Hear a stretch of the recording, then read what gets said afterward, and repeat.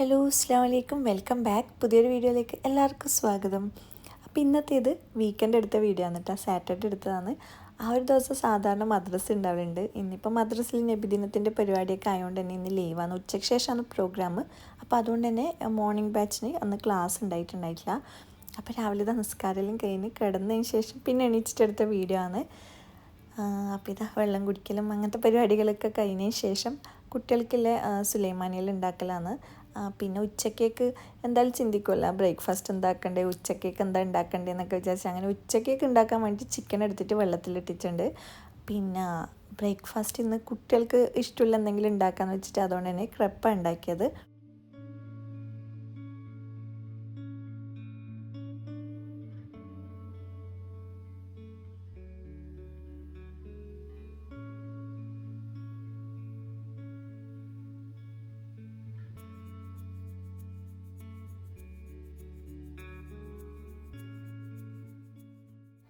അപ്പോൾ ചായൻ്റെ കൂടെ എന്തായാലും ബിസ്ക്കറ്റെല്ലാം കഴിക്കും. അതിന് ശേഷമാണ് ബ്രേക്ക്ഫാസ്റ്റ് കഴിക്കൽ.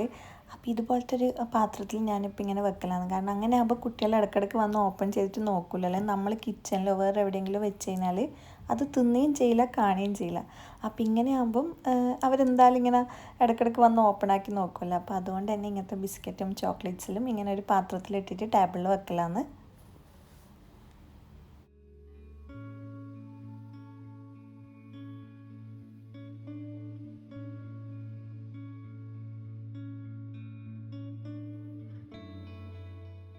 അപ്പോൾ ഇതിനിപ്പോൾ ക്രെപ്പ് ഉണ്ടാക്കാൻ വേണ്ടിയിട്ട് ഞാൻ ഒരു മിക്സിയുടെ ജാർ എടുത്തിട്ടുണ്ട്. ഇതിലേക്ക് 1 കപ്പ് മൈദ ചേർത്ത് കൊടുക്കുക. പിന്നെ ഇതിലേക്ക് ചേർക്കുന്നത് 1 മുട്ടയാണ്. അതുപോലെ തന്നെ 1 കപ്പ് പാലും 1/2 കപ്പ് വെള്ളവും കൂടെ ചേർത്ത് കൊടുക്കുക. പിന്നെ ഇതിലേക്ക് 1/2 സ്പൂൺ വാനില എസൻസും 1 ടേബിൾ സ്പൂൺ പഞ്ചസാരയും 1 പിഞ്ചുപ്പ്. പിന്നെ ഇതിലേക്ക് ചേർക്കുന്നത് 1 ടേബിൾ സ്പൂൺ ഓയിലാണ്. സൺഫ്ലവർ ഓയിൽ എടുത്തിട്ടില്ല, ഇതിന് പകരം ബട്ടർ വേണമെങ്കിൽ അതും എടുക്കാം കേട്ടോ. അപ്പോൾ ഇതെല്ലാം കൂടെ ചേർത്തിട്ട് നന്നായിട്ടൊന്ന് അടിച്ചെടുക്കുക.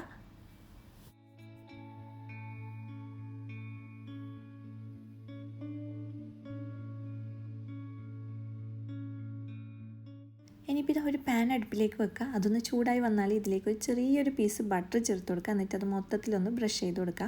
എന്നിട്ട് ഈ ഒരു ബാറ്റർ ഒന്നുകൂടി ഒന്ന് ഇളക്കിയതിന് ശേഷം ഈ ഒരു പാനിലേക്ക് ഒഴിച്ചു കൊടുക്കുക. നമ്മൾ ദോശയൊക്കെ ഉണ്ടാക്കില്ലേ ആ രീതിയിൽ തന്നെയാണ്. അതൊന്ന് മൊത്തത്തിലൊന്ന് ആക്കിയെടുക്കുക. കുറച്ച് സെക്കൻഡ്സേ വേണ്ടു കേട്ടോ ഇതൊന്ന് കുക്കായി കിട്ടാൻ വേണ്ടിയിട്ട്. അപ്പോൾ ഒരു സൈഡ് ആയ ശേഷം അതൊന്ന് തിരിച്ചിട്ട് കൊടുക്കുക. എന്നിട്ട് ആ ഒരു ഭാഗം ആയ ശേഷം ഇതെടുക്കുക.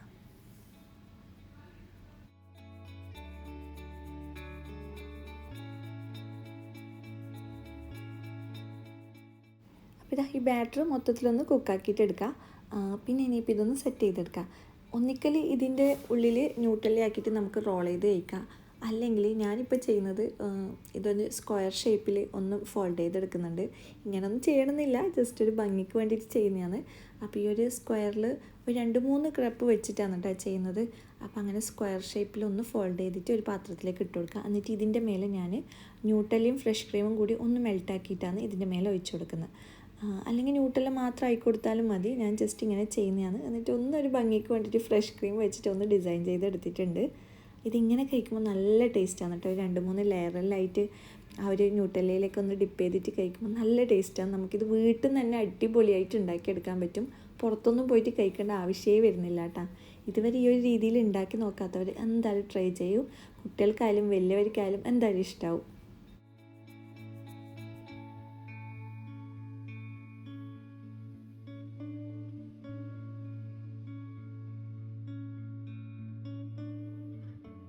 അപ്പോൾ ഇന്നത്തെ ഒരു ബ്രേക്ക്ഫാസ്റ്റ് ഈ ഒരു ക്രെപ്പിൽ ഒതുക്കേട്ടാ. ഇത് നല്ല ഹെവിയാണ്, വയറൊക്കെ ഫുള്ളാകുന്നുണ്ട്. അപ്പോൾ വേറെ ആവശ്യങ്ങളൊന്നും ഉണ്ടാവില്ല എന്തായാലും ഇത് കഴിച്ച് കഴിഞ്ഞാൽ. അപ്പം ഇതെല്ലാം ഉണ്ടാക്കി കഴിയുമ്പോഴത്തേക്ക് കിച്ചണിലും കുറച്ച് പാത്രങ്ങളിലായിട്ട് നിറഞ്ഞിട്ടുണ്ട്. പിന്നെ നമ്മൾ ഓരോരോ പണിയെടുക്കുമ്പം കൈയോടെ തന്നെ പാത്രങ്ങളൊക്കെ കഴുകി വെച്ചാൽ ഒരു പണിയൊക്കെ ഒരു പെട്ടെന്ന് തീരുന്ന പോലെ തോന്നും. എനിക്കായാലും വീഡിയോ എടുക്കുന്ന അവസരം അല്ലെങ്കിലും ഞാനിങ്ങനെ ഒരുപാട് കിച്ചണിൽ പാത്രങ്ങളൊക്കെ ആയിട്ട് ഒരു ഫുഡ് ഉണ്ടാക്കുമ്പം ഒരു മൂഡ് കിട്ടൂല. മൊത്തത്തിലൊരു ക്ലീൻ ചെയ്തിട്ടാകുമ്പോൾ നമുക്ക് ഓരോരോ പണിയെടുക്കാൻ കുറച്ചും കൂടി ഒരു എനർജിയാണ്. അപ്പോൾ അതുകൊണ്ട് തന്നെ എന്തുണ്ടാക്കിയാലും സമയമൊക്കെ ഉണ്ടെങ്കിൽ ഒന്ന് ക്ലീൻ ആക്കിയതിന് ശേഷം അടുത്തൊരു ഐറ്റം ഉണ്ടാക്കാൻ ഇറങ്ങലുള്ളൂ. ഇന്നും അങ്ങനെ തന്നെ ഈ ഒരു ക്രപ്പ് ഉണ്ടാക്കിയ പാത്രങ്ങളൊക്കെ ഉണ്ട്. അപ്പോൾ അതെല്ലാം ഒന്ന് കഴുകി ക്ലീനാക്കി ഒരു ചെറിയ രീതിയിൽ ഒന്ന് ക്ലീനിലാക്കിയതിന് ശേഷമാണ് ബാക്കി പണിയൊക്കെ എടുത്തത്. ആ ഒരു സമയമാകുമ്പോഴത്തേക്ക് നേരത്തെ വെള്ളത്തിലിട്ട ചിക്കൻ ആയാലും ഐസൊക്കെ പോയിട്ടുണ്ട്. അപ്പോൾ അതും ഒന്ന് കഴുകി ക്ലീൻ ചെയ്തിട്ട് ഒരു അരിപ്പയിൽ ഇട്ട് വെച്ചിട്ടുണ്ട്. പിന്നെ ഈ ഒരു പണിയെല്ലാം കഴിയുമ്പോഴത്തേക്ക് തന്നെ കിച്ചണിലൊന്ന് ഒതുങ്ങി. പിന്നെ കാര്യമായിട്ട് പണിയൊന്നുമില്ല. അപ്പോൾ ഒരു ബ്രേക്ക് എന്നുള്ള രീതിയിൽ കുറച്ച് കഴിഞ്ഞിട്ടാണ് ബാക്കിയുള്ള പണികളെല്ലാം തീർത്തിട്ടുണ്ടായത്. പിന്നെ തലേന്ന് റൂമൊക്കെ ഒന്ന് മൊത്തത്തിൽ ക്ലീൻ ചെയ്തുകൊണ്ട് ആ ഒരു വലിയ പണികളൊന്നും ഉണ്ടായിട്ടില്ല.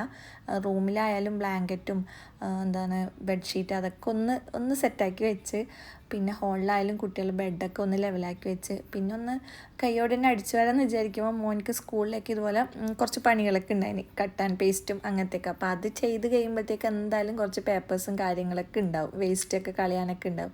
അപ്പോൾ ഞാൻ വിചാരിച്ച് അതിൽ കഴിഞ്ഞതിന് ശേഷം ഒന്ന് ക്ലീൻ ആക്കാം. അപ്പോൾ അതിൽ കഴിഞ്ഞിട്ടാണ് ബാക്കിയുള്ള ക്ലീനിങ്ങൊക്കെ തീർത്തിട്ടുണ്ടായത്.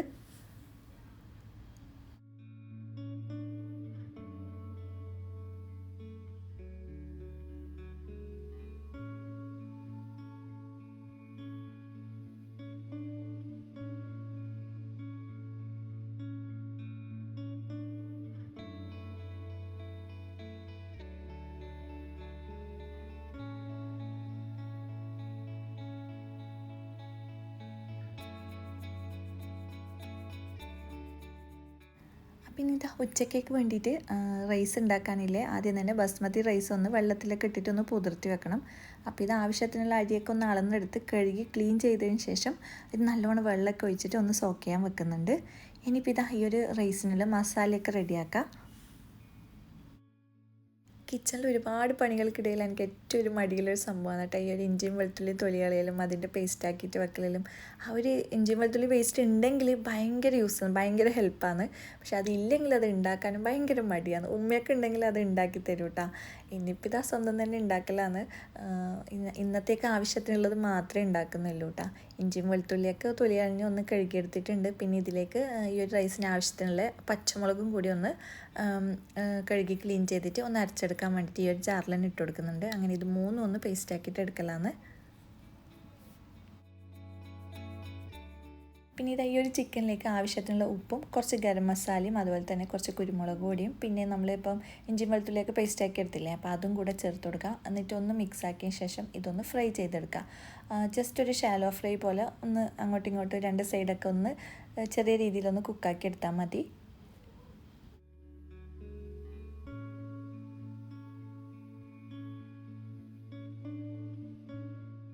അപ്പോൾ ചിക്കനിൽ ഫ്രൈ ആവുന്ന സമയം കൊണ്ട് ഇതിനുള്ള മസാല റെഡിയാക്കി എടുക്കുക. അപ്പോൾ അതിന് വേണ്ടിയിട്ട് കുക്കർ അടുപ്പിലേക്ക് വെച്ചിട്ടുണ്ട്. ഇതിലേക്ക് വെളിച്ചെണ്ണ ഒഴിച്ച് കൊടുക്കുക.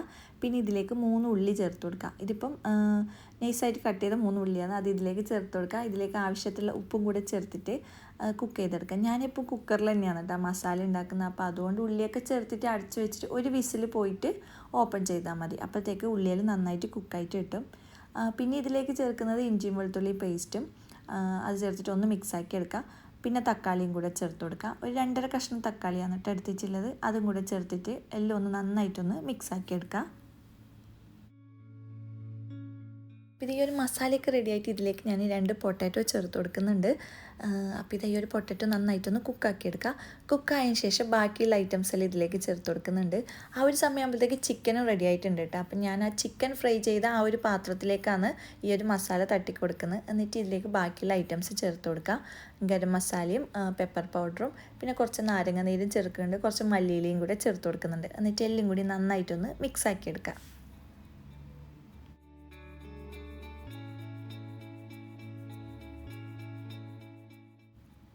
അപ്പം മസാലയിൽ റെഡി ആയിട്ടുണ്ട്. ഇതിലേക്ക് ലാസ്റ്റായിട്ട് ഇതുപോലെ മുഴുവനായിട്ടുള്ള കുരുമുളക് ഉണ്ടെങ്കിൽ അത് ചേർത്ത് കൊടുക്കാം കേട്ടോ.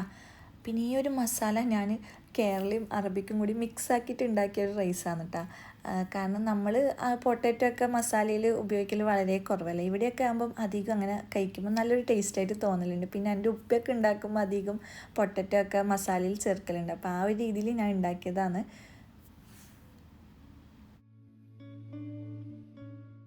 അപ്പം മസാലയിൽ റെഡി ആകുമ്പോഴത്തേക്ക് അരിയൊക്കെ ഒന്ന് വേവിച്ചെടുക്കേണ്ട ടൈം ആയിട്ടുണ്ട് കേട്ടോ.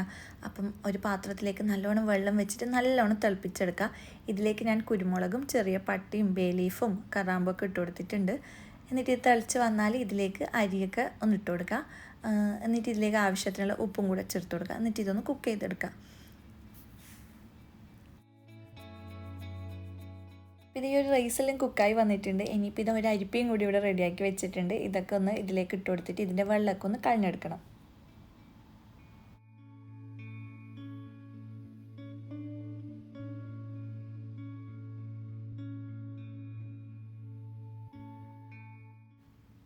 ഇനിയിപ്പോൾ ഇത് ഈ ഒരു ബിരിയാണി ഒന്ന് ദമ്മാക്കി എടുക്കലാണ്. അപ്പോൾ ഒരു പാത്രത്തിൻ്റെ താഴേക്കായിട്ട് ഈ ഒരു മസാല വെച്ച് കൊടുക്കുക. എന്നിട്ട് ഇതിൻ്റെ മേലേക്ക് റൈസ് ഇട്ട് കൊടുക്കുക. ഈ ഒരു ബിരിയാണീൻ്റെ ഞാൻ പറഞ്ഞില്ലേ പൊട്ടറ്റോലായിട്ട് കഴിക്കാൻ നല്ല ടേസ്റ്റാണ് കേട്ടോ. പിന്നെ ഇതൊരു കേരള പ്ലസ് അറബിക്ക് മിക്സ്ഡ് ആണ് ഈ ഒരു റൈസ് വരുന്നത്. കാരണം നമ്മൾ നോർമൽ ഉണ്ടാക്കുന്ന ബിരിയാണി മസാല തന്നെയാണ് ഇതിന് യൂസ് ചെയ്തിട്ടുള്ളത്. പൊട്ടറ്റോ ചേർത്തതേ ഉള്ളൂ. പക്ഷെ നമ്മൾ ജീരകശാല റൈസിൽ ഉണ്ടാക്കുന്നതിന് പകരം ഞാനിത് ബസ്മതി റൈസിൽ ഉണ്ടാക്കി. പിന്നെ ആ ഒരു കുരുമുളകും ഈ ഒരു ഉരുളക്കിഴങ്ങെല്ലാം ആയിട്ട് കഴിക്കാൻ നല്ല ടേസ്റ്റാണ്. ഈ ഒരു രീതിയിലെല്ലാം ഉണ്ടാക്കാത്തവരുണ്ടെങ്കിൽ എന്തായാലും ട്രൈ ചെയ്ത് നോക്കട്ടെ, എന്തായാലും ഇഷ്ടമാവും.